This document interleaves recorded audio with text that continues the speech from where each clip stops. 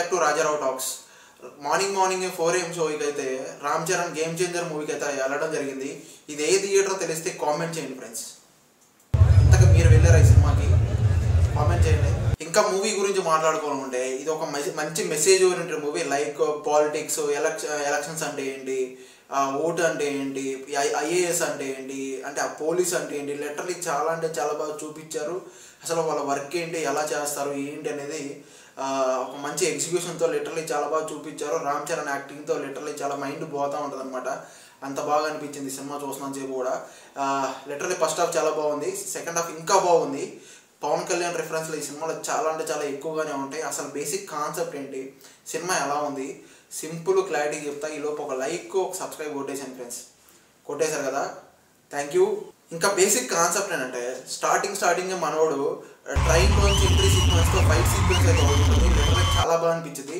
ఆ తర్వాత మనోడు ఐఏఎస్ ఆఫీసర్గా ఛార్జ్ తీసుకుంటాడు. ఛార్జ్ అసలు ఐఏఎస్ ఆఫీసర్గా ఎందుకు అయ్యాడు, అసలు ఎవరి కోసం అయ్యాడు, అయిన తర్వాత ఎటువంటి ప్రాబ్లమ్స్ వచ్చినాయి, ఆ ప్రాబ్లమ్స్ వల్ల తన పాస్ట్, తన ఫాదర్ ఎవరో, తన మదర్ ఎవరో అవన్నీ కూడా తెలుసుకుంటాడు అనమాట.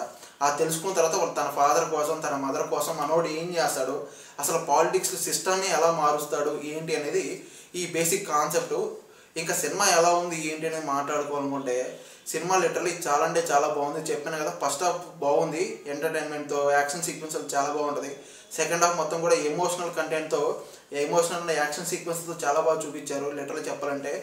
ఇంకా రామ్ చరణ్ యాక్టింగ్ అయితే లిటరలీ చాలా అంటే చాలా బాగుంది. ఫస్ట్ హాఫ్ అంతా కూడా మంచి యాక్షన్ సీక్వెన్స్తో, ఒక కామెడీ టైమింగ్తో చాలా బాగా అనిపించింది. తర్వాత అంతా సెకండ్ హాఫ్ మొత్తం కూడా సెకండ్ హాఫ్లో ఏడిపించేస్తాడు నిజంగా రామ్ చరణ్ అయితే. లిటరలీ చాలా అంటే చాలా మైండ్ పోతూ ఉంటుంది, అంత మంచి యాక్టింగ్ అయితే చేస్తాడు లిటరలీ చెప్పాలంటే.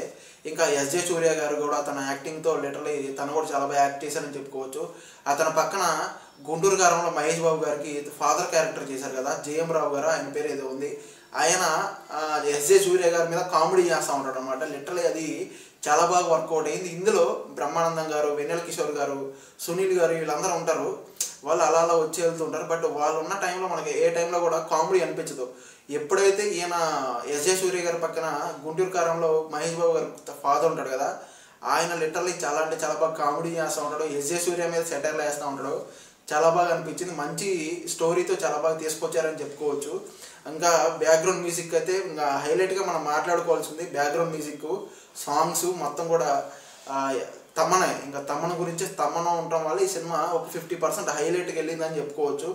ప్రతి ప్లేస్లో కూడా హైలైట్ ఎగ్జిక్యూషన్ కానీ, హైలైట్ బ్యాక్గ్రౌండ్ మ్యూజిక్ కానీ, అంటే సిచ్యువేషన్ తగ్గట్టుగా బ్యాక్గ్రౌండ్ మ్యూజిక్ చాలా బాగా ఇచ్చాడని చెప్పుకోవచ్చు. చాలా బాగుంది. లిటరలీ చాలా అంటే చాలా బాగా ఎంజాయ్ చేస్తూ ఉంటాం ఈ సినిమాని. ఇంకా ఫ్యామిలీతో కూడా కూర్చొని హ్యాపీగా ఎంజాయ్ చేయొచ్చు. ఈ సినిమాలో మీరు మెయిన్గా నోటీస్ చేసేది ఏంటంటే రియల్ లైఫ్లో పవన్ కళ్యాణ్ పాలిటిక్స్ చాలా అంటే చాలా ప్లేసెస్లో మీరు గుర్తుకొస్తూ ఉంటుంది చెప్పాలంటే. ఇంకా లిటరలీ చాలా బాగుంది ఫ్రెండ్స్. ఖైరాత్ అని కానీ, అంజలి గారు కానీ, వాళ్ళిద్దరు కూడా చాలా బాగా అనిపించింది. అంటే వాళ్ళ సాంగ్స్ కోసమే, సినిమా కోసం సెలెక్ట్ చేసుకున్నారో అనిపించింది. అంటే సాంగ్స్ అప్పుడే వాళ్ళు వచ్చి వెళ్తూ ఉంటారు. కొంచెం కంటెంట్ కూడా ఉంది వాళ్ళకు కూడా, పర్లేదు బాగానే ఉంది. వన్ టైం అయితే వాళ్ళు కూడా చాలా బాగా యాక్ట్ చేశారని చెప్పుకోవచ్చు చెప్పాలంటే. ఇంకా సినిమాని ఓవరాల్గా ఫ్యామిలీతో కూర్చొని మరి హ్యాపీగా ఎంజాయ్ చేయవచ్చు ఫ్రెండ్స్. ఓకేనా? ఇంక ఈ సినిమాకి నేను ఇచ్చే రేటింగ్ ఇక్కడ పక్కన ఇస్తున్నాను, చూసేయండి. అలాగే నా రివ్యూ నచ్చితే ఒక లైక్, ఒక సబ్స్క్రైబ్ కొట్టేసాను ఫ్రెండ్స్. Thank you.